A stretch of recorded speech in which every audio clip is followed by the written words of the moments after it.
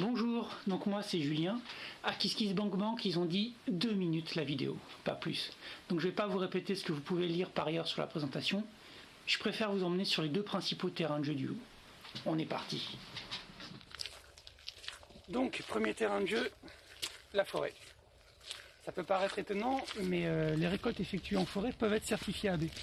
Pourquoi étonnant? Parce que le A de AB, ça veut dire agriculture, et que par définition, dans une forêt, dans un milieu sauvage, il n'y a pas de mise en culture effectuée directement pour l'alimentation humaine.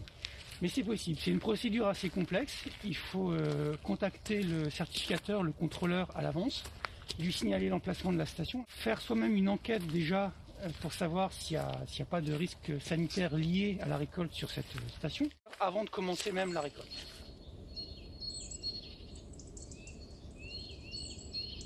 La forêt, c'est l'endroit où on va récolter par exemple le sureau, si on est en bordure de forêt, ou si on est dans une clairière, le solidage qu'on voit là partout tout autour, qui a perdu sa belle couleur jaune, la reine des prés si c'est une forêt humide, le millepertuis si c'est une forêt plutôt sèche. C'est là qu'on va récolter des baies comme l'églantine, l'aubépine.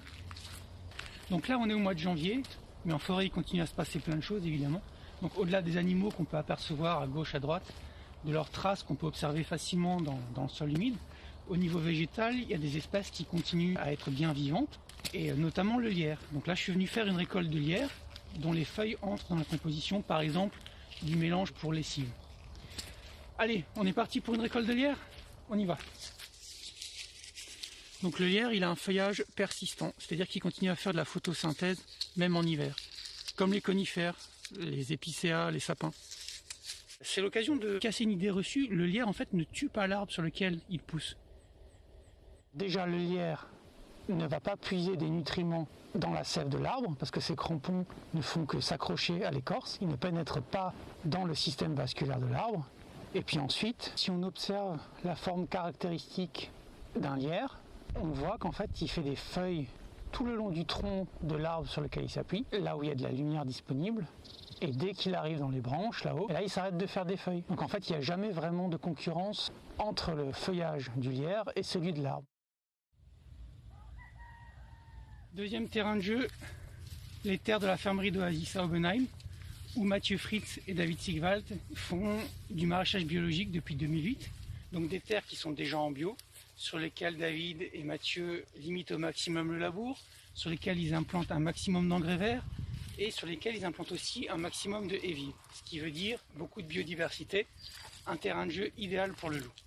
Et donc c'est ici que seront implantés 120 mètres carrés de culture. Donc il y aura de la mélisse, de la camomille, de la mauve et de la bourrache, qui sont des plantes aromatiques qui sont importantes et qu'on trouve peu ou quasiment ou pas du tout même à l'état sauvage. Et d'ailleurs aujourd'hui je suis venu pour couvrir avec l'aide de David les parcelles sur lesquelles seront faits des semis au printemps. Donc on les couvre avec des toiles hors sol, ce qui permet de se débarrasser des adventices. Et quand on découvre ça au printemps, le sol est prêt à être travaillé.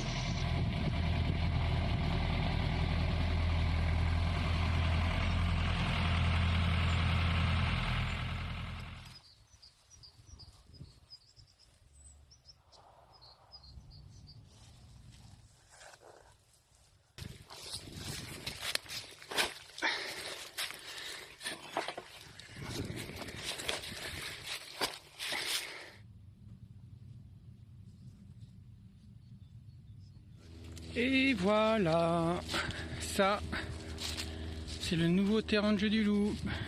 Merci David.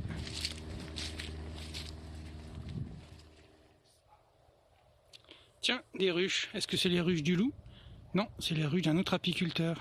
Mais pourquoi Julien, tu mets pas tes ruches ici? Ce serait parfait, c'est en bio. Bah ouais, mais question de biodiversité. Il y en a déjà beaucoup des ruches là, comme vous pouvez le voir. Et donc si je rajoute encore les miennes, eh ben il n'y a plus de place pour les abeilles sauvages. Donc à ça aussi il faut y penser. Pas si simple. Joli le terrain de jeu, hein. Et pour pouvoir bien jouer, il faut un beau joujou. Je veux dire un séchoir à plantes, vrai de vrai. Parce qu'une plante, pour garder ses propriétés et ses belles couleurs, elle doit sécher dans des bonnes conditions. C'est-à-dire rapidement et dans l'obscurité. Et donc le principe d'un séchoir, c'est quoi? C'est assez simple. C'est un déshumidificateur, en fait un compresseur qui absorbe l'air, qui le comprime et qui extrait donc la vapeur d'eau qu'il contient. Ensuite, ce flux d'air est envoyé dans un caisson, une sorte d'armoire, dans laquelle on dispose des claies, c'est-à-dire des étagères ajourées, finement grillagées, sur lesquelles on dispose des plantes fraîches. Ce flux d'air traverse les couches de plantes fraîches, est aspiré par un extracteur, un gros ventilateur, et retourne dans le déshumidificateur. Et donc le flux d'air tourne en circuit fermé jusqu'à ce que le taux d'humidité soit minimal. C'est pour ça que c'est important que le caisson soit hermétiquement fermé. Simple mais efficace.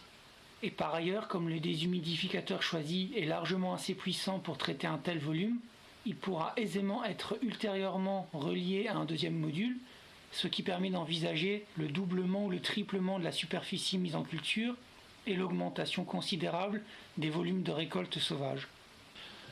Bon, on a dépassé 2 minutes, mais c'est pas grave, on a appris plein de choses.